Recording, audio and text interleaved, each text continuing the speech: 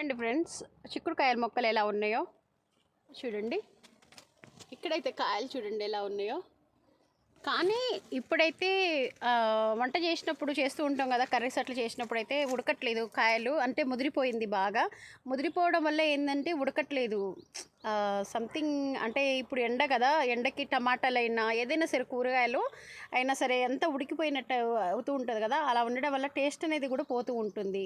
ఇంక అందుకోసమేనేమో ఇంకా ఈ సీజన్లో కాసే చిక్కుడుకాయలు కూడా కూర చేసినా కూడా ఏమాత్రం రుచికరంగా అయితే ఉండట్లేదు. ఇంకా అలా ఉన్నా కూడా వదిలేయాలని అయితే అనిపించదు. ఇంకా చపాతీల పైన అయితే నేను రోజు కర్రీకి అట్లా మధ్యలో అట్లా చేసుకొని తింటూ ఉంటాను. ఎందుకంటే అంత కష్టపడి పెంచినవి అలా పారేయడం కూడా కరెక్ట్ కాదు కదా. ఇంకా రుచి లేదని అట్లా వేయడం కూడా కరెక్ట్ కాదు. పోషకాలు అయితే కలిగి ఉంటుంది కదా, రుచి అనేది తగ్గిపోతుంది. ఎందుకంటే అంత ఎండ అయితే ఉంది.